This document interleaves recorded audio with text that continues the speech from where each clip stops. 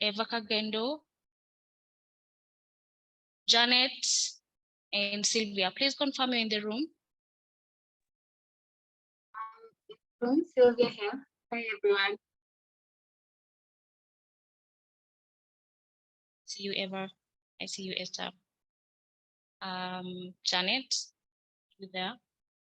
Okay, hopefully Janet joins. Oh, yes, I see you there, Janet. So please let us use the chat. Let us get to know each other. Tell us who you are, your name, that is, where you're joining us from, and what your expectations for today are.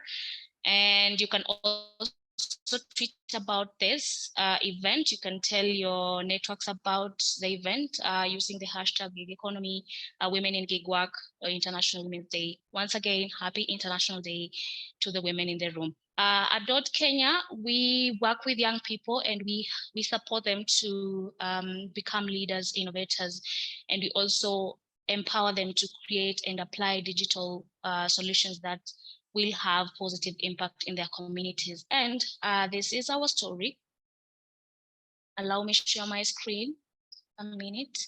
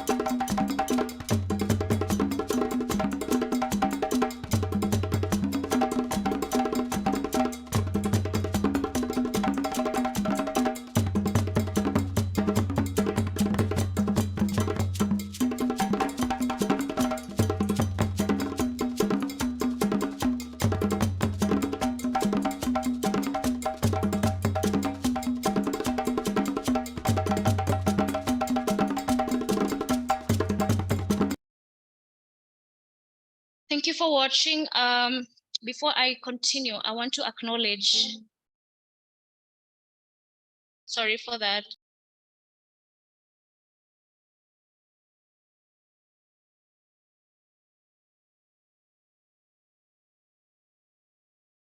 Yes, before I continue, I want to acknowledge Pooja from the GIZ team. We are working with them on the gig economy project. So Pooja, you're welcome to briefly talk about GIZ and the gig economy. Thank you so much. This was so exciting. The music was fantastic, and wish you all a very happy International Women's Day.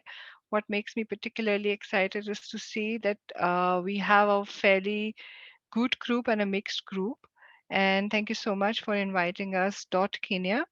We at the GIZ, under the umbrella of the Digital Transformation Center in Kenya, are creating lots of interesting, innovative approaches to improve the digital transformation and to support workers in participating and benefiting from that. And this program that we are supporting is one of the initiatives, and we are so happy that we are able to hear from you, listen from you, and learn from you about what is it that matters to you. And we're able to put that into our programs and the future ideas. And so thank you so much, Dot, for putting this session together. I will be very interested to hear and to see an interactive session in place. So thank you so much. Back to you. Thanks, Pooja. Thank you. It is really a great pleasure partnering with you, and we look forward to, of course, a very impactful program. It is already under implementation, I think, in the piloting phase, and I believe it is going to be a success. And so I just want to take us through what we are going to be doing, or rather what this session is going to look like. We will start with, of course, we already started, but we're going to be introducing the speakers, and we'll start with Esther Gadhigi, who is going to give a keynote address on digital inclusion at the heart of social and economic development in Kenya. Thereafter, we'll have Eva Kagendo and Janet and also Sylvia, who are going to be our panel for the day. These are gig experts who are going to be sharing more insights on digital inclusion, why it matters, the inequalities that women in gig work face, and also how they will also be sharing insights on how women in gig work can stay safe online, and also what the future looks like for them. So thank you once again for joining us. Happy Women's Day to the women in the room. Please let us keep introducing ourselves in the chat. Tell us your name, where you're joining us from, your expectation for today. And you can also share this with your network so that we have more people joining. We have no doubt that this is going to be a very informative session. And so we would like as many people as possible to be informed. So allow me to read very briefly the bios of today's speakers, and I will start off with Esther Gadhigi. Esther is Esagavigi Kibugi is the country director for Digital Opportunity Trust Kenya and a founding trustee of We Create Kenya, which is an initiative of the US Department of State and Griffin Works that set up entrepreneurial community centers for women to gain access to the essential resources required for starting or growing businesses. She has over 14 years experience spanning banking, project management, and development sectors. Esther is a global Sherpa alumni and former curator of the Nairobi Hub. As a World Economic Forum Global Sherpa, she has engaged in various projects which other young business leaders locally, with other young business leaders locally to impact the lives of those at the bottom of the socio-economic pyramid by being a catalyst in three pillars, that is education, environment, and entrepreneurship. She's also a mentor with the Africa Entrepreneurship Awards and a consultant on a refugee livelihood program in Uganda. She holds a BCom finance from the University of Nairobi and a master's in banking and finance from Moi University, and is a member of the Institute of Directors Kenya and the Kenya Gender Budget Network. Then we have Eva Kagendo. Eva Kagendo is a passionate agile technical manager with an innovative mindset and desire to deliver technical projects that revolutionize the digital world. She has vast experience in delivering technical projects using agile methodologies in the telecommunication and fintech spaces. Eva enjoys building teams and products by applying the Agile principles in a fun and enjoyable way. I think this is her punchline. If you adopt only one Agile practice, let it be retrospective. Everything else will follow. We have Sylvia Muitumi. Sylvia is an accomplished Kenyan entrepreneur with a diverse background in customer service, marketing, commercial law, forensic science, criminology, legal writing and drafting, and ICT law. She has demonstrated strong leadership, research, and training skills in the successful founding and management of 2 companies. In 2018, Sylvia co-founded Fundis, a company that connects users to skilled artisans. In 2021, she co-founded Chooser, a mobile platform that connects users to professional local service providers. Through Chooser, Sylvia aims to empower excluded and vulnerable young women to achieve financial freedom and independence. She holds a Bachelor of Arts in Security Management and Criminology and a qualification in Legal Studies, which have contributed to her success in business. She has also achieved numerous accolades, including being the 2019 Global Student Entrepreneurship winner, the 2020 Challenge of 1,000 laureate winner, and a 2-time semi-finalist at the Africa Arena. Sylvia remains committed to empowering young women and creating job opportunities for young people. She is currently excited to be leading work that is aimed at transforming how work gets done within the African informal sector using technology enablers. And finally, we have Janet Lydia Otieno, who is the co-founder of Kisafi.com, a tech platform that connects consumers to gig workers and home management service providers, serving more than 5,000 households in Nairobi, Mombasa, and Nanyuki, and providing jobs for more than 1,000 gig workers since its launch in 2016. Those are the speakers for today. And please, at this point, allow me welcome Esther Gavigi to talk about digital inclusion and how this affects the social and economic development in Kenya. Welcome, Esther. Thank you, Doreen, and good afternoon to everyone. We are so happy to have you this afternoon to host you as we celebrate the International Women's Day. We're coming together to not only celebrate the achievements of women and the progress we've done, but also we have to take time to reflect on the work that still needs to be done. Just a little bit about Kenya. We began operations in 2007, and when back then digital meant that you were sending an email at a cyber cafe, or you are using very high cost of data, you probably did not have a gadget.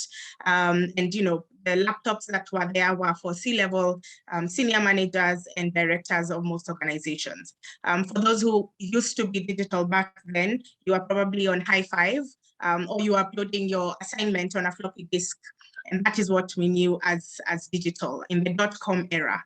And also we had a simu ya jamii in every street corner. So if you wanted to make a phone call, you literally had to walk to a digital kiosk, if we can call it that, and make a call to someone far and wide. But even then, Dot believed in the power of digital transformation. We believed in the transformational power of ICT. And through our program, Reach Up and Startup, we have supported over 100,000 young people across Kenya. And now what we did is use that content that we had developed and become more digital with the support of the Government Affairs of Canada, GIZ under the umbrella of the Digital Transformation Center, and MasterCard Foundation. We have worked with over 520 young facilitators across 26 counties and trained and impacted over 110,000 youth with 21st century skills on the use of technology and entrepreneurship skills. And so we are so glad to have you join us today, to be with us, to celebrate with us. One of the things we are seeing being key for women is the gig economy, which is rapidly expanding due to the availability of digital platforms, connecting workers, connecting potential women and workers with businesses and consumers. And as the internet and mobile technology continues to grow, it has made it easier for more people to get online. And as people get online, then they're able to grow their businesses, start enterprises, and contribute to the growth of this digital economy. We also saw quite a need of flexibility once we got into COVID-19, the pandemic.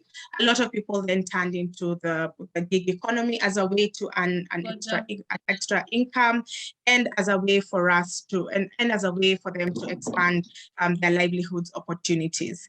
However, despite this growth, we are still seeing a lack of protection for gig workers in terms of access to benefits and favorable labor laws. Many gig workers are not covered by labor laws, leaving them vulnerable to exploitation. While we do see quite a big growth within the digital economy, we do know that one of the things that we are still facing is a wide digital divide. So, women are still facing a lack of access, limited access to technology. And right now, as the world progresses within the fourth industrial revolution, knowing that over 90% of the jobs that are coming up are going to be technology inclusive, then we cannot afford to leave 50% of the population behind. We must bring the women into the forefront of technology by giving them access to digital tools, by giving them access to digital skills that will allow them to fully participate within social economic development, and most importantly, within the digital economy. Now, from what we see, based on research by the World Bank, based on research that DOT has done, MasterCard, GSMA, GIZ, there is still a significant digital divide, with over 44% of the urban population having, only 44% of the population having access to the internet in urban areas, and in rural areas, that percentage drops down to 17%. So whereas in the urban centers, every 1 in 2 people is going to have access to the internet or digital tools and skills, in the rural areas, we're seeing 1 in 5 people having access to digital technologies. So there's still quite a lot that needs to be done. There is a widespread gap in terms of digital skilling, and that means basic digital skills. So we do take for granted sometimes when we're seated in Nairobi that assuming that quite a number of people have the same access to skills as we do, but there still is a huge need for basic digital needs, meaning basic access to the internet, being able to navigate online, to utilize the internet to get access to information that they would need, and to apply digital tools and services within the businesses. And now, what I can say in terms of digital inclusion is, we, beyond just giving access to these digital technologies, we also need to ensure that women have skills and knowledge to use the tools effectively, to be able to improve their lives and the lives of the family. They say if you teach a man to fish, you will feed him for a day. But if you teach a woman to fish or to use technology, then you empower not only her, but her family and her community. So what a wonderful thing it would be for us to be able to bring women into the digital fold, to give them access to information, to give them access to education and job opportunities that can really transform their lives and the lives of their families and their communities. It can also help them grow their businesses, improve access to finance, help them connect with suppliers and customers, help them participate in politics. We do see that, once they're able to get on digital channels, they become advocates for their rights, for their needs. They're able to access basic health care, and connect with family and friends. So it goes beyond the economic part, but also improving their social well-being and their connectivity. Therefore, digital inclusion then becomes a very important matter, and that requires the support of multiple stakeholders, the government in terms of increasing infrastructure and policies that will support digital inclusion for youth and for women, ensuring that there is access even in remote areas. The private sector creating affordable technologies that are accessible and tailored towards women's needs. The civil society continuing to support the skilling and advocating for digital inclusion, and providing also playing their part in providing access to digital skills and digital services, because then once we are able to invest in digital, in bridging the digital divide, we will unlock the potential of the women who have been left out, of the young people who've been left out, and have them contribute, unlock the potential to contribute to the growth of the Kenyan economy. So, while there is quite a bit that has been done, we've seen mobile technology operators bringing down the cost of data. We have seen, services such as Lipa Pole Pole, where organizations are able to give an opportunity for those who do not have technology to pay slowly, bit by bit, until they're able to own these technologies. But there's still a lot that needs to be done, for us, or for those who are in stable income opportunities, then they are able to take advantage of these technologies or these solutions that are provided for them. But for people in rural areas, or even in urban and peri-urban areas who cannot afford, or who are living from day to day, then this becomes a challenge for them to access this digital technology. So there's still a lot that needs to be done in terms of affordability and access of digital technologies. However, I do believe that, by working together, having that multiple stakeholder approach, then we can be able to move forward within this digital technology.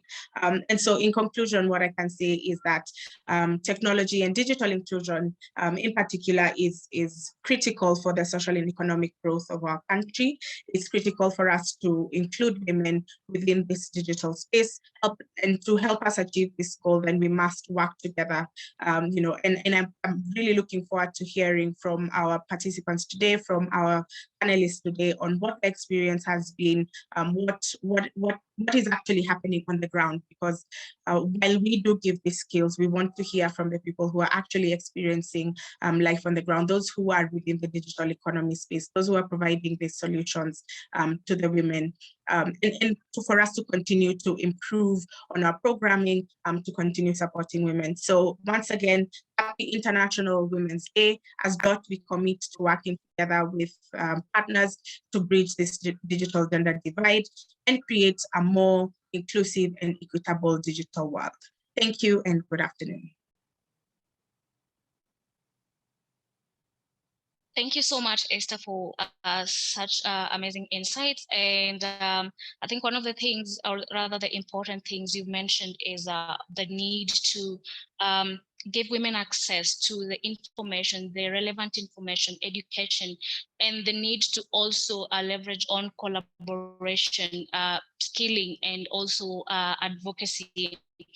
And also, I think you've raised a very important issue about affordability for marginalized women. And I think this is the perfect moment for me to welcome, to psych, or rather to alert our panelists, and specifically invite Sylvia to talk about, maybe to just expound on what Esther has talked about, digital inclusion. What really is it? And how are gig platforms enhancing digital inclusion? Over to you, Sylvia.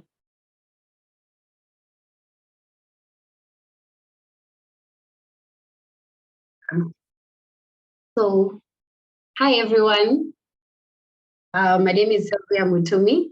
Yes, so I am a co-founder and also the Chief Executive Officer at Chooser, which is an online platform that connects households and organizations to competent, vetted, and trained certified local service providers in the personal grooming and domestic space. So that means cleaning, laundry, you want your hair fixed, you want barber and spa services. We also work with disadvantaged and vulnerable women in society, so that we can be able to, they can be able to get regular and decent jobs, at the same time being able to take care of their dependents.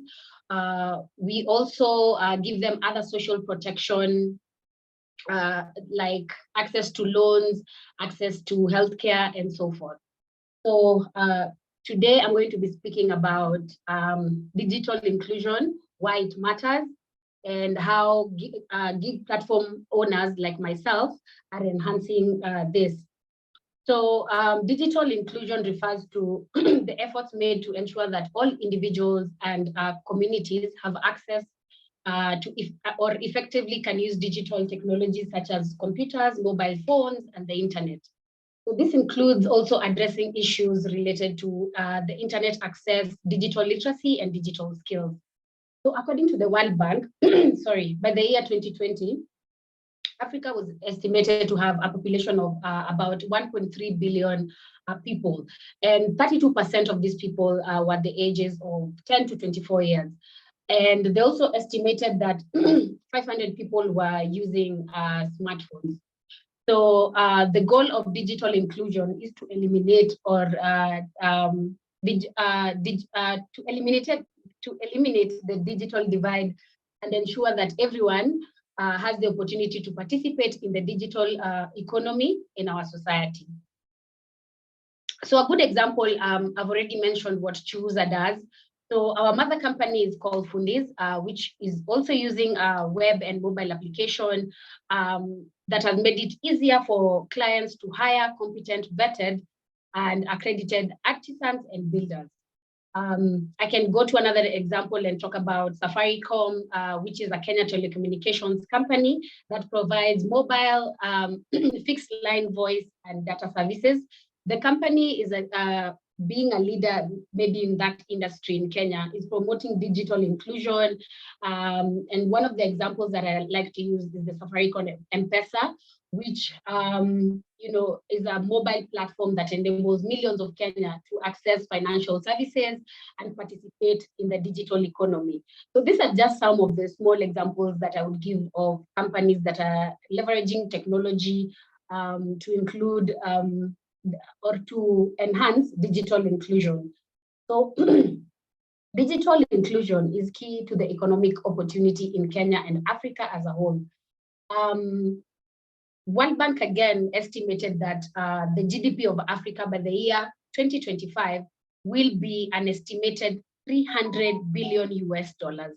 So that means by the time 2025, we're seeing the year 2025, there are going to be new businesses, new jobs that have been created, new access to markets, and new products and services that are going to be offered through the enhancement of the internet economy that will have contributed to the GDP. So maybe I would say that digital inclusion has made it easier or possible in how we receive information. So for example, look at the way we receive education, the way we receive healthcare and even government services now. So for example, I can't remember the top of my mind, but I know a few schools have digitized their education system. So from the beginning of COVID, you don't have to take your children to school anymore, the physical school. You can have programs at home that kids can learn through the e-platforms of education.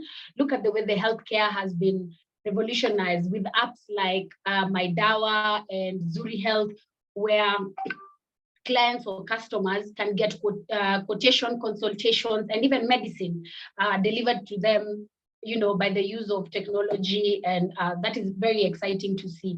And let's talk about government services, the e-citizens, where you can even be able to register businesses for yourselves. You can be able to get other government services, on their platform, and that is revolutionizing the way, we interact with technology and how we work with technology. I would say it also allows for social engagement. For example, how else are you communicating with your family, your friends, your customers? So it makes it easier, to even get feedback from customers. At Chuuza, every time we serve a customer, we always give them a feedback form. We call them back, or we text even over social media, just to know how better we can serve them and how better we can produce products and services that are faring well in the market, and that they are able to meet their needs and their wants. So I think in terms of social engagement, digital inclusion is very key. So it has also allowed for innovation and creativity. Like, look at the platforms that we are talking about: Chuuza, Fundis, Wapishi. Look at Twiga Foods. In the agricultural sector, it has leveraged technology in the way, the farmers are getting their high quality products to the end customers, and putting more money in the pockets of the farmers. I think this is great, even in terms of creating employment. So being a platform owner myself, and being a co-founder for two companies, that is Chuza and Fundis.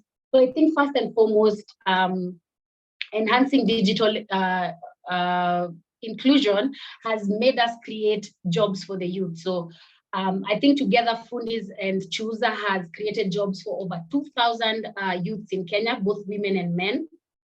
And using our mobile and web applications, we are not the only ones. I talked about Zuri, I talked about Twiga Foods, I talked about Wapishi. These are all companies, even Kisafi, I think Kisafi is today, or they're here on the platform. These are all platforms that are creating jobs and other social benefits. Like I mentioned, access to healthcare, access to loans, access to tools for work. We're even revolutionizing the way the informal sector works, because not everyone can be employed in the formal sector. So we have to kind of formalize the informal sector by creating jobs. And in Kenya, I think it is estimated that 80% of the people who live, of the people in Kenya are in the informal sector. So creating jobs from that side so that people can get a little bit of money or income streams in their pocket, I think it's a good thing that all these platforms are doing. So also at Chuza, we are working with vulnerable and disadvantaged women in society. So looking at the gender, one of the SDGs is gender equality, and trying to bridge the gap between how men are getting more jobs than women, or opportunities when it comes to employment than women. So bridging that gap. And as well, these platforms are also serving in line with other SDG or sustainable development goals, like quality of education, as we have talked about, platforms that are offering educations to our children all the way to TVET, and people who want to reskill, upskill, and even getting a skill. So all this can now be done on the internet or through the use of internet. So other SDG goals maybe would include economic growth. And it is exciting to see what technology is doing in the country of Kenya and Africa as a whole. So some of the platforms like ours and our mother company Fundis offer training courses on the platforms to our workers, and this includes digital literacy skills. So we together we've partnered with Ajira and KEPSA, Kenya Private Sector Alliance, and we've also partnered with Kenya Association of Certified Training for Providers in the Industry. So these are non-governmental. Some of them are governmental, some of them are non-governmental programs or industries that help us train and certify all these platform workers. And it doesn't just stop with digital literacy. Look at the way we offer financial literacy, communication skills, and this helps these platform workers in a way that, because we don't employ them full-time, some of them are independent contractors on our platforms or workers. So that means we equip them with the right tools and the right skills where they can be able to market themselves, even online, form portfolios, and they can be able to sell their skills by themselves when they are not working on our platform. So I think that's a value addition that we are doing towards the digital or our platform workers. So also, if you look at when it comes to training and all that, when you look at the education system, I think our former President Uhuru Kenyatta rolled out the coding course last year for the primary school level. And I think that is exciting to know that kids are going to be able to code from a young age. So imagine how that will be by the time they're growing, they're the future of tomorrow. I can't wait to see what they build, what apps they build, what technology or AIs they come up with, just to help us in terms of communication, in terms of how we connect with our family and friends and our customers. So as platform owners, we're also enhancing digital inclusion through user experience. So we want our platforms to be as user-friendly as possible to our customers, because that is the only way, they can be able to interact with our platforms and buy our goods and products and give us feedback on the same. So I think one of the things that we can do going forward as platform owners, we are still not there yet, maybe expand access to high quality internet to underserved areas. We are still, as a country, not fully within not every part of the country has the high speed internet. And I think that those are the things we need to look at. What are the policies, what are the policies that we should support as platform owners when it comes to digital inclusion? So, and, developing more AI systems that will better serve users from all backgrounds and all abilities. For example, look at Zuri from the Safaricom app. So having such, text to speech kind of AIs that can help people with different abilities, so that we can embrace universal design that will better serve all users and our communities at large. I think I've touched on everything, and I'm happy that I was given an opportunity to speak on digital inclusion, because that is what basically I do as a platform owner. And before I finish, I want to say happy International Day to all of you women. Remember that we are graceful, we are great. And today I remembered a quote that said, you can't spell hero without her. So H-E-R. So we are all heroes, and we are all, let's celebrate being a woman today. Thank you for your time. Thank you so much, Sylvia, and happy International Women's Day to you too. You've raised quite some powerful points here, and one of the things I think you've mentioned again and again is that connecting gig workers to jobs, especially women, is not enough. The idea, or rather the aspect of empowering them with digital literacy, and I think this is very key, even as we work towards leveraging digital inclusion. You've also talked about how these platforms, or rather how digital inclusion is really important in our lives. And I think you've talked about social engagement, how it is also enhancing innovation, creating employment opportunities. And you've also talked about how you are giving access to, you are giving the women in gig work, or rather the women on your platforms, you're giving them access to loans and tools for work. And I think this is quite impressive. And maybe my question to you would be, as you as a gig platform owner, what are some of the maybe outstanding success stories that maybe you've experienced since you started your platform? Maybe are there women specifically who come to you, or maybe whom you've seen them grow? Maybe you can share that with us. I'm so sorry. I think I have a cold. I'm really sorry. So yes, I remember yesterday I was mentoring. I'm sorry, I have to give it as a story. Yesterday I was mentoring some ladies, sorry. And then they asked me what makes you get up in the morning? And this is what I told them. The fact that I have these women to help, because I feel like it's like a passion for me. So I've not just helped one or two that I can't, but I can mention one.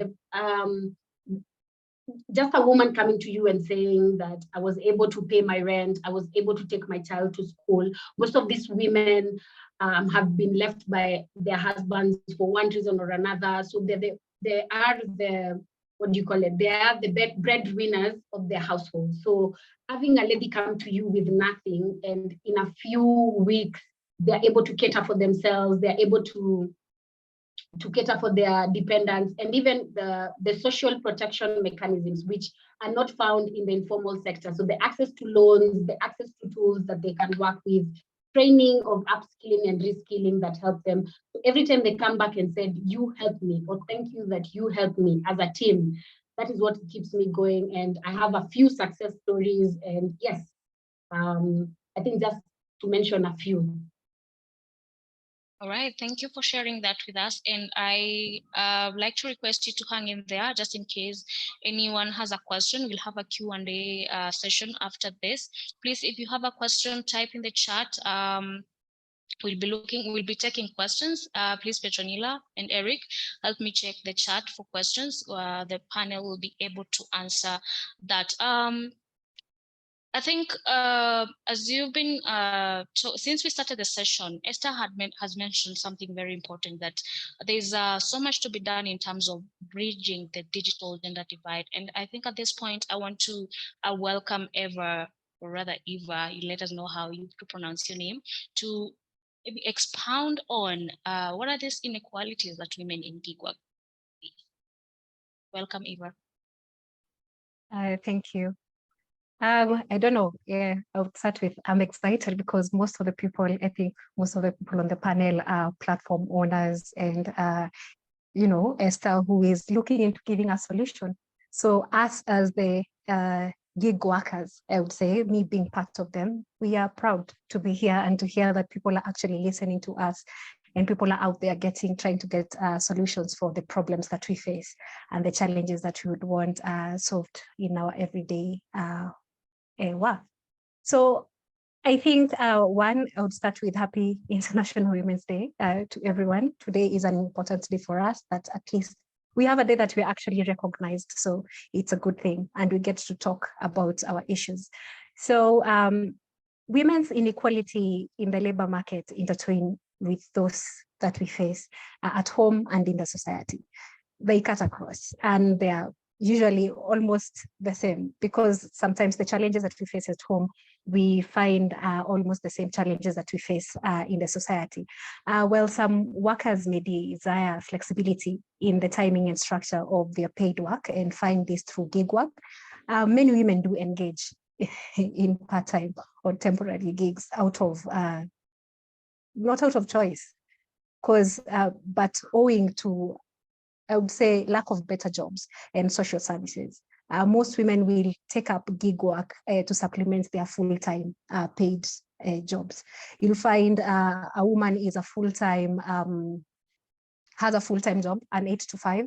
Then in the evening, she's logging in to submit an assignment for someone. She has an online gig that is going on. She has some work on Upwork that she's taking up. So most of these women are taking up these gigs as part-time jobs, and it's notably a high level of formal unemployment in the country has significantly contributed to this. I would have to say that, including workers willing to, and this has cost workers, us in the gig economy, to engage in poorly remunerated employment due to lack of other options. Because, you don't have an option, you really need the money, and you're told maybe, for example, you'd be paid 500 shillings for 2 pages. You really need the money, you don't have an option, so you end up taking it. You don't have the power to negotiate. So I would say most of the employment opportunities in the gig economy are seen as part work, whether voluntary or involuntary, and it's a major source of inequality by itself. And we often find that it is only available to limited sectors and mostly female-dominated occupations, sadly, which require a lower kind of skills and therefore pay less, because sometimes people, sadly, and this is a society that we live in, which we are looking forward to change, people tend to look down on women for definitely the known society issues.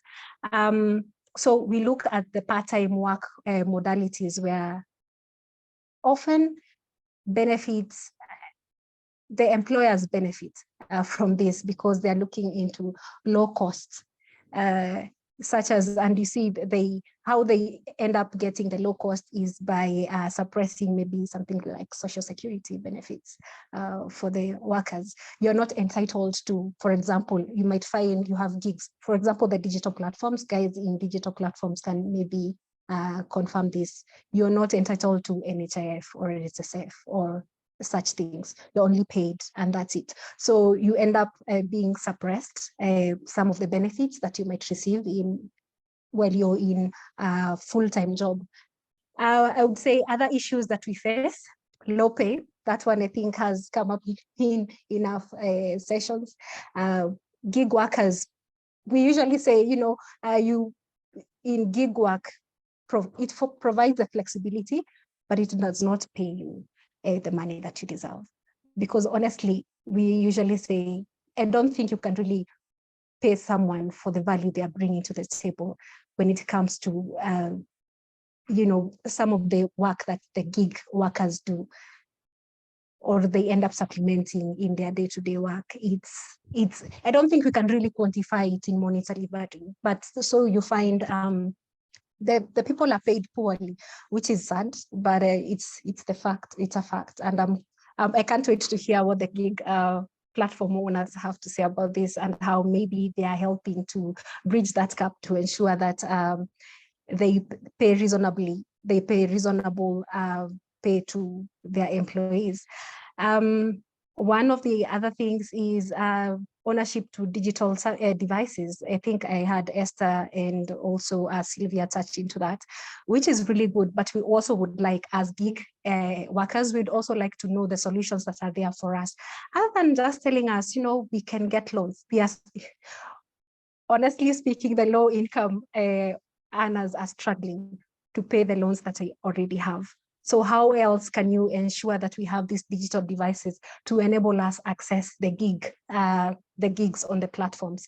This usually, of course, is for the gig, for the digital gig opportunities that might require a smartphone, maybe a laptop, access to stable internet, which is seen as an asset to be able to efficiently accomplish a gig. But it's a big challenge, so I would like to hear that as well. The other thing is digital skills. So you find, yes, maybe you have a mobile phone or you have a laptop, but you don't have the digital skills that are required for you to be able to even get a job online. So how would they come in to help us bridge this gap? Because yes, maybe they're offering those skills, but how well do people know about them out here? Because I've come across quite a number of women who do not know that these skills are being offered. And if they're being offered, one, we would like to know whether they're free or they come at a cost as well. And if they come at a cost, how would, are there flexible payment options for the women as well? Because it has come up quite often. Most of the people in the gig economy, people who are doing, for lack of a better word, the manual gig work, they also want to be able to be empowered digitally, to be able to also take up the digital gig works as well. So how do you guys come in and help us bridge that? So the other one is also unsafe working conditions. This is in terms of lack of proper gear to work, and also a very sad topic, I would say, sexual harassment. So when it comes to women, I would say that it cuts across, whether it's formal or informal. That's a very sensitive topic that has been there for ages. So how do you come in? How do we help these women or help us women in these sectors to be able to nip that? The other one would be lack of work stability and security, because as you know, a gig is a gig. It's sometimes it's very short term. So you're only maybe assured of work for the next 1 month. So what happens after that? You have kids to feed, you have a family to look after. How do we make sure that there's sustainability in this sector? How do we make sure that there is flow of work? How do we make sure that there is flow of income for these women? Also, I would say women's availability in the digital gig platforms that require a physical presence is restricted due to domestic demands. You're at home, maybe you have 2-3 kids, and you still need to, you have an 8 to 5, and you still need to come home and log in and do a project online. You need to write a paper for someone, or you need to do research work at night. So sometimes it becomes very challenging for us as women to be able to do that. So that's one of the things that we honestly suffer from. And you'll find most of the women that I mentor in my sector, those are the challenges that they face. You have a project that needs to be done, and you have gig workers working on them, and they can only maybe do them in the evening, which comes at its own challenges. You will not force someone to do work and yet maybe their child has been hospitalized, because that is part of their responsibility as well. So how do we ensure that maybe we are able to protect, and also make sure that there is continuity after that? Because as we said, a gig is a gig at the end of the day. You have timelines to achieve it, and that also comes at its own cost. I would say the other one that we usually experience is the very common one. I think this cuts across board. I don't think it's for women alone, but women tend to suffer a lot from this, is the work-life balance. It is a big challenge because this ends up affecting us in very many ways. As we all know, care continues to be an overwhelming sector that is provided by women. And when this work is considered, women end up working longer hours a day than men, because you work during the day and you work during the night. The only time you're not working is when you're sleeping. And chances are high, you're only sleeping with one eye closed, because you're listening to your kids, you're listening to other things. So would be nice for women to have better quality employments that give them the ability to reconcile, different types, the unpaid and the paid work. This is what you get to do when you come home and what you're actually doing when you're at work, and offer us the economic independence to challenge patriarchal constraints. I would say currently work-family balance is the biggest challenge that women face globally. And as a result of care support, you'll find, I would say, more than a third of employed women work part-time, and in some of these cases, the strategies that they use to manage childcare also pose a risk, because you'll find like 1 in 5 children unfortunately, the less privileged women, you'll find 1 in 5 children are being taken care of by children or are left unsupervised, which is sad. Because, and sadly, those are the people that we are churning out into the society. So how do we help as well, manage? Yes, maybe this woman needs to come to work, but how else can we be able to provide services for her to ensure that that is secure as well? She does not end up, for lack of a better word, giving us having a low quality home because she was busy trying to provide. But these are the trade-offs that women have to face in our day-to-day life. Participation of women in the digital gig economy not only enhances employment opportunity and provides a source of income, it also helps to create a digital footprint for their work. And through this, the financial sector would have financial records for women in several instances, which are necessary to provide financial support. Would be nice for us to also have products that are designed for us. When it comes to Agile, we usually say we need to have the customer have a seat at the table. And in this case, the customer is the woman. So how do we engage the women to make sure that the products that we are churning out there, that they're actually supporting them, and then also when women are financially independent, their collective decision-making power boosts the entire economy. That I think everyone can confirm that when a woman is empowered, then the nation is empowered, because we end up channeling our money back into the society, because the money we use is to feed the society at the end of the day, whether mentally or spiritually or, just to fulfill the body, which is very necessary. So I would really like to hear, what may be the contribution that has been made, or what that the contribution that they are going forward to ensure that the women are protected, and these inequalities and these challenges that we are facing in the gig economy are also looked into. Wow, thanks, Eva. That was quite a list of inequalities. You've expounded on them very well. And maybe just to amplify what you've said, or maybe just to reiterate what you've said, I think one of the things I've picked is an empowered woman is an empowered economy. I mean, this one empowered economy. And some of the inequalities you raised is the thing about low pay. The gigs being available only to limited sectors, lack of benefits, like more than, apart from the pay, there are no other benefits that these women get. Their lack of digital skills. And I think here is also where we come in. I see actually Pooja has raised something in the comment section, if we can all pay attention to that.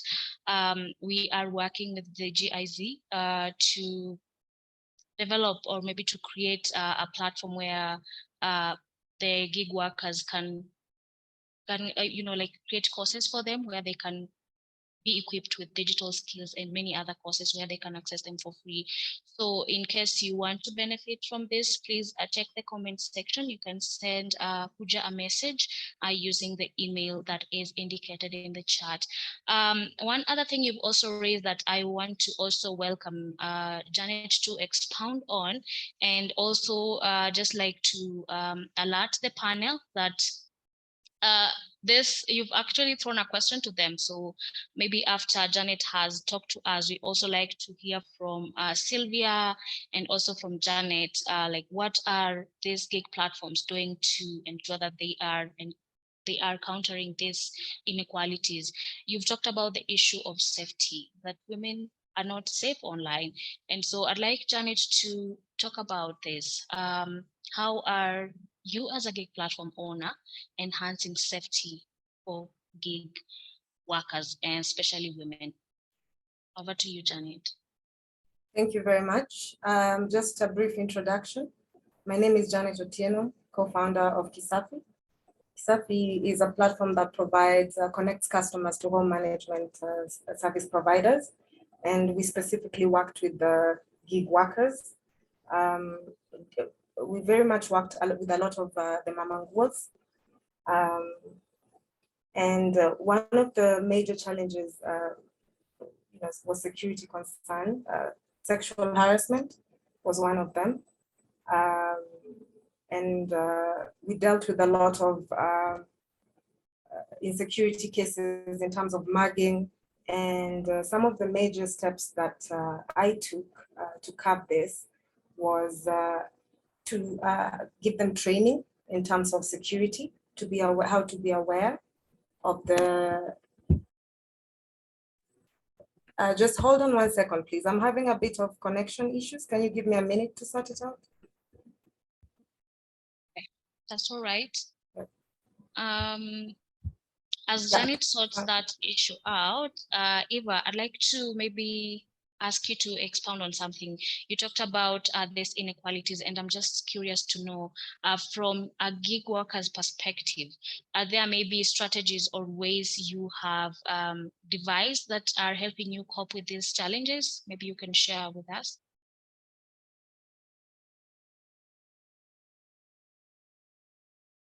Eva? Sorry, repeat the questions. I'm just curious to know, you've talked about these inequalities that women face, women in gig work face, and I'm curious to know if there are any ways you have devised maybe to cope or adapt, or maybe how you are overcoming or working to ensure that, some of these challenges are maybe out of the way. Maybe I can pick something like work-life balance, I would say that's still a bit of a challenge across board.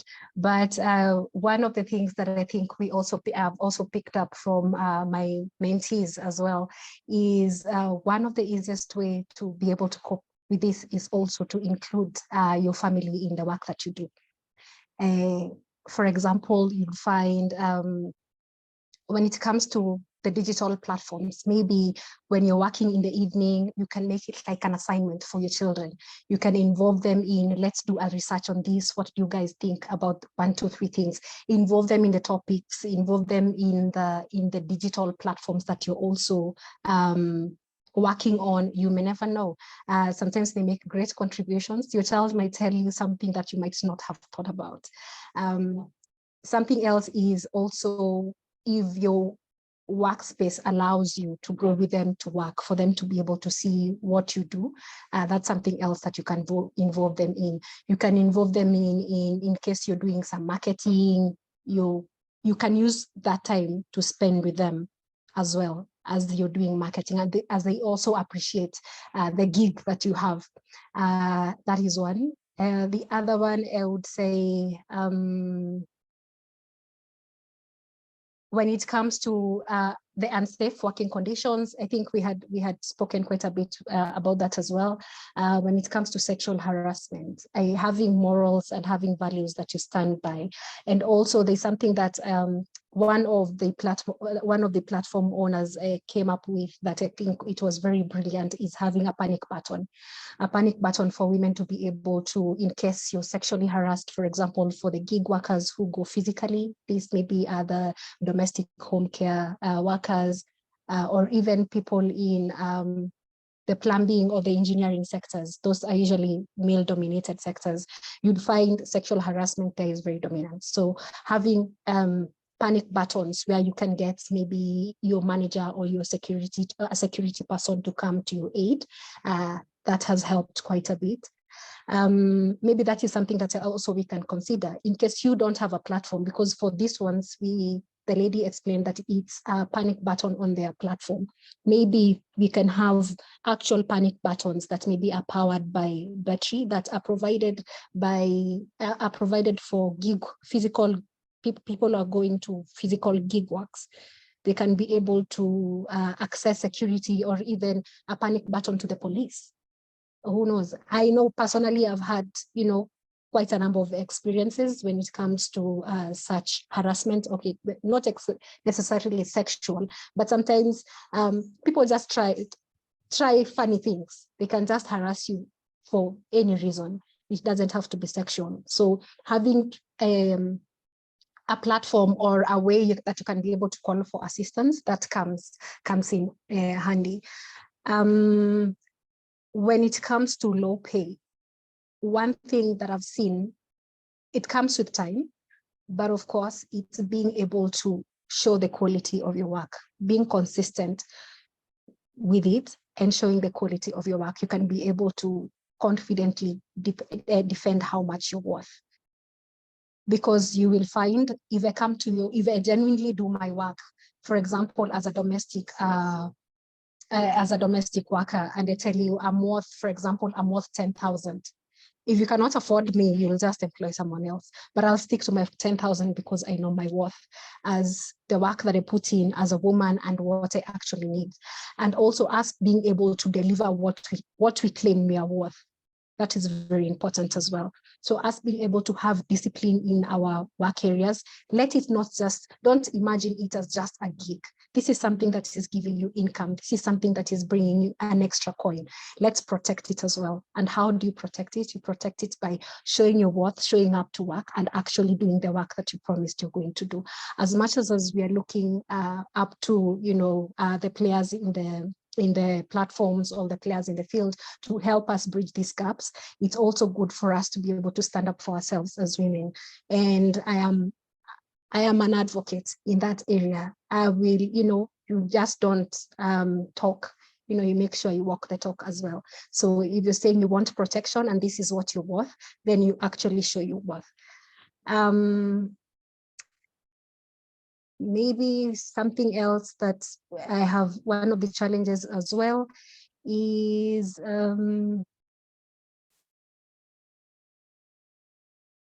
I would say when it comes to stability of gig work, it's a big challenge. But at the end of the day, you will find there's someone who will never lack work. And there's someone who is always struggling to get work. Let's aim at the quality of work that we are putting out there to create a name for ourselves. As women, why would someone prefer Eva to James? I don't want them to think because Eva is a woman or James is a man. Let gender not be let it not be considered in this case. Let's consider because of the quality of work that we put out there. We are competing, it's our outputs that is competing, not our gender that is competing. When it comes to, when it comes to digital gig works, these are things that honestly do not require gender muscle. It's not like lifting a pipe that someone would say, I prefer men because they're stronger and they can be able to lift pipe. When it comes to digital gig work, this is the quality of work that we put out there, the speed, how long it takes us to turn around work, and the quality of work that we put out there. So as women, as well as we are trying to look for avenues and for associations out there to fight our battles, we can equally start fighting our battles inside out. We start showing our quality of work. By the time someone is reading a document, get shocked at the end to read, oh, it's from Eva, or it's from Esther, other than them starting by saying, it's from Esther or it's from Eva, this is why I'm reading it. So yeah, I would say that's it for me. Quality, discipline, consistency, very important points. And the panic button is quite an interesting one. And allow me at this point, welcome Janet to expound on safety. Janet, are you there? Yes, I'm here. Thank you very much. I'll keep my camera off because my internet is a bit sketchy. So as mentioned before, the two major insecurities we dealt with, sexual harassment, and the second one was mugging. So one of the steps we did was that we put body cameras on our cleaning pros. So we'd be able, anytime they felt unsafe, they were allowed to turn on their body cameras. The second thing we did was we made sure that we had frequent trainings of when it comes to safety and security for the women.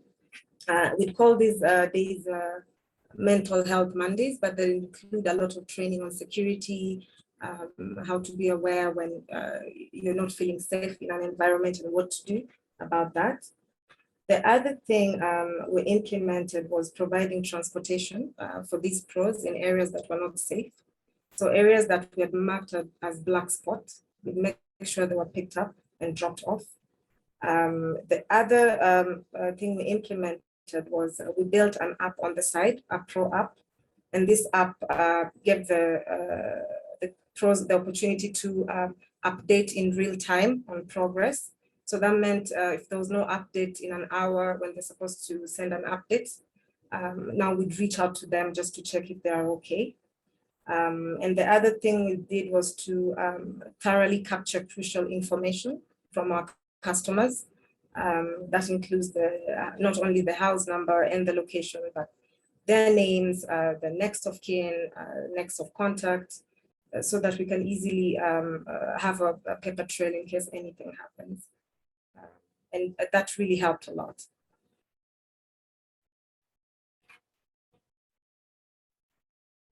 Yeah, that's about it. Yeah, that's it. Okay, thank you very much for sharing that. What would you say is the future of women in gig work? What does the future look like for them? So the future for women in gig work depends on a couple of factors. So before I answer that question, let me just talk about an overview of the current gig economy projections. So over the last 10 years, the rise of digital platform work has quickly become one of the most significant developments in the world of work. At the moment, estimated that by 2027, 50% of the global workforce will be involved in some form of gig work. So this trend is particularly evident in Africa because there's a really big youth population, and this is expected to double by 2045. And there's a research by MasterCard Foundation about the gig economy in Africa that states that the gig economy in Africa is growing at an average of 20% per year. And it's expected to have 80 million gig workers online by 2030. In Kenya alone, the gig economy is currently valued at 109 million and employs a total of 36,573 gig workers. And this number is set to grow by 2023. The gig platforms at the moment are dominated by men, and only specific industries are dominated by women, like hospitality. So there's a couple of factors that that affect the growth of the gig economy. And if I can just highlight the major ones, the first one is the increase in mobile, internet, and smartphone penetration. Also a number of frameworks and typologies that are emerging in gender and platform work. Such frameworks are valuable in outlining and organizing the factors that would enable inclusion for female platform workers. And of course, also let's highlight the population. That's really important. Now, if I can, I just want to give an examples of a few of these organizations that are a few of these organizations, that are driving and improving the frameworks.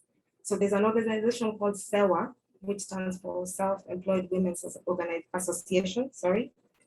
It's a trade union based in India, if I'm not wrong, and it promotes the rights of low-income, independently employed female workers. And at the moment, it has nearly 2 million female members on the platform. There's also another one called WIEGO, W-I-E-G-O, which stands for Women in Informal Employment. This platform is a global platform that works to secure fair incomes and safe working environment for workers, and it amplifies the voices of women working in the informal sector. There's also the Fair Work Foundation, which undertakes innovative research and focuses on gig platform workers, their experiences, their labor processes, the organizations of their work, with a growing scope of activity, including policy advocacy, provision of resources, and support of gig workers. Now, these are the factors that will benefit the growth of the gig economy, but now there are also some factors that will affect it negatively. And if I can just mention a few of those, at the moment, there's inadequate research on the impact of gig platforms on female workers. So it's very hard to project, the future of female gig workers in the economy. There's poor regulations and low wages, and there's also, we still have inadequate penetration of internet. And of course, we can't miss the gender disparities that are currently on the gig platforms. So what does the future look like, putting all these factors in place? In my opinion, we can just look at the short term, and I'd say with the rise of technology, there's going to be an increased penetration of the internet, and this will create more opportunities for female gig workers. So there'll be an increase on the number of workers on gig platforms due to the increased internet penetration. At the moment, more platforms are also diversifying. For example, Kisafi, I started with only home cleaning and laundry services. And right before I exited in January, we had over 10 services on the platform. So I've noticed a couple of platforms that are doing the same, diversifying, which is creating more job opportunities for women. Of course, the increase in number of females in the platform is also linked to the opportunities for women to now upskill and reskill. There are free online classes at the moment. There's some big platforms that actually provide trainings for these women, so they develop new skills. So there's still on the same topic of the increase in number of female gig workers. there are more adoption of policies that are enhancing exclusivity. For example, Ghana, and if I'm not wrong, Pakistani, are currently translating contracts into local languages so they can be adequately understood by the workers on the platform. If we could adopt something similar to that in Kenya, that would really, really help, improve the livelihood and the number of women on the platform. The second one is, I'd say there'd be an increase in the number of female gig workers in male-dominated sectors. And this one is also linked to the fact that currently platforms are providing training for gig workers. For example, as Kisafi, we had women that applied as cleaners, but because they had the right education background or they had the right talent, they were initiated into a different kind of training program, and some of them ended up working in customer care, some of them ended up working in marketing, some of them ended up in supervisory roles in the company. So, for example, in the logistics sector, I didn't have any female riders, and eventually we sponsored 3 riders to train how to ride motorbikes, and eventually we had 3 women in the team of riders. And the third one, I'd say there'll also be an increase in female-centered unions. I've given an example of SEWA, C-E-W-A, and WEGO, W-E-G-O, which are these 2 organizations. They're pushing policies that will really benefit the livelihood of female gig workers. And hopefully we're going to see more of such organizations coming up in Africa. And the fourth one is more women gig workers will be able to leverage the skills and expertise in the global market.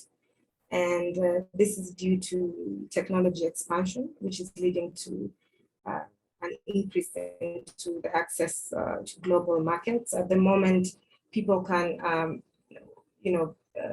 go into apps online and get jobs like online writing, executive coaching.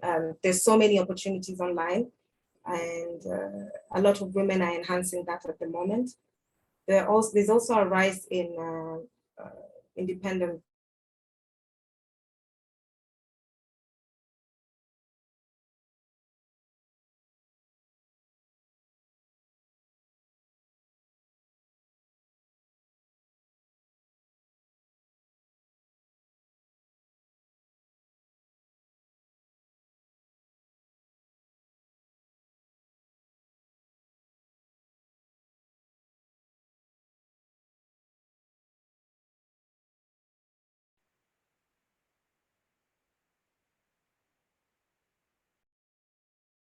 links. Yeah. Okay. Yeah, so my last point would be better financial inclusion for female gig workers. This is in terms of better pay. And at the moment, there are a couple of fintechs that are coming up, and they're providing financial assets to gig workers, and this will also benefit the female gig workers. For example, ImaliPay is providing asset finance for motorbike riders.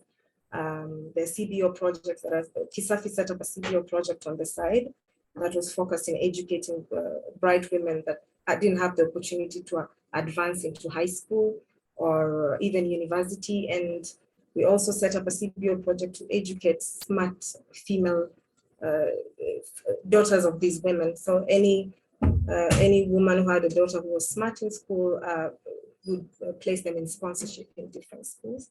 So I think this kind of developments are also going to really impact the number of women on the platform. Thank you very much. I'll take questions.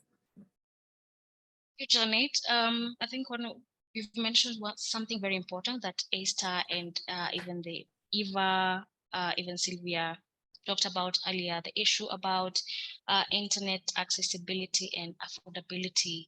And you mentioned that if we are able to solve these 2 things, then this will open quite an array of opportunities for women in gig work. So this is a Q&A opportunity for anyone who has questions. if you have a question, you can raise your hand. We'll support you from here and yeah, give you a chance to ask a question. Yes, Eva. I think my question would be to Punaj. My question is, in terms of these free courses, how accessible are they to, the women, and do people know about them, and how are you making people aware that this is available for them and it's for free?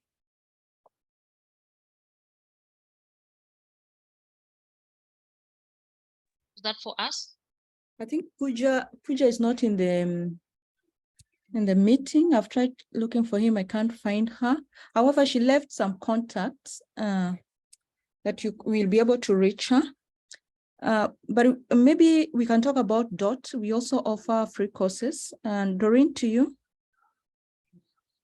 Yeah, we offer free courses, as Petronila has said. That is digital jobs level 1, digital business for those who have businesses, and we also have digital jobs level 2 for data analysis, social media marketing, and web development using WordPress. And we do share this information on our social media platforms, that is at .Kenya, on Twitter, Instagram, Facebook, and LinkedIn, Digital Opportunity Trust Kenya. So we are always updating our social media platforms with these opportunities. So we'll be sure to share this information, Eva, so you can, of course, follow our platforms to be up with that. And as soon as we are ready with the GIZ courses, we will also be sharing that information on our social media platforms. So yes, you can follow us to be updated about that. Okay. Yes, any other questions? Do we have a question in the chat? Yes, there was a question on how somebody can enroll or join any of the platforms.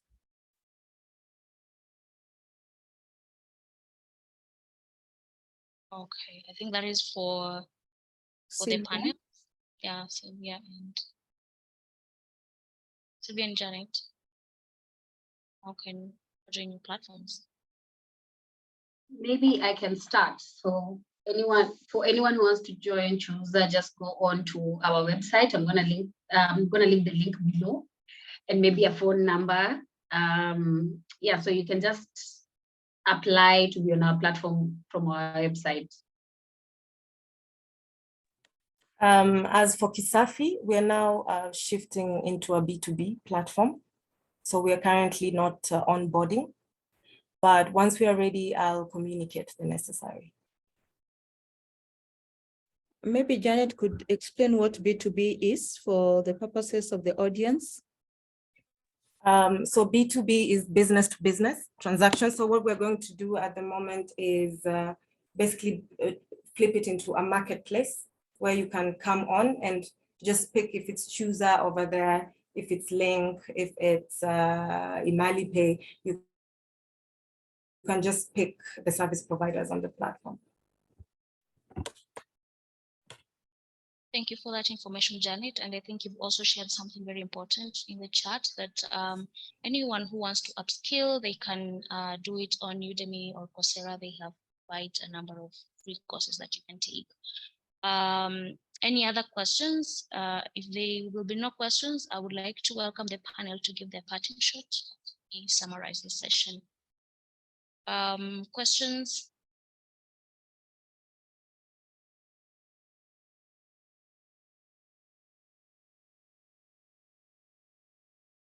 Okay, if there are no questions, I'd like to welcome the panel, each one of you to give their parting shot.